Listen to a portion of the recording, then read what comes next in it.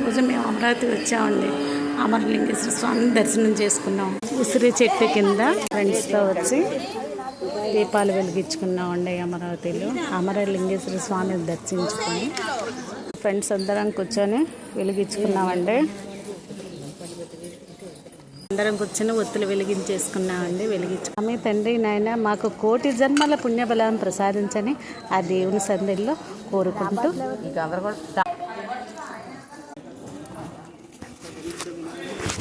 Close చేశారండి.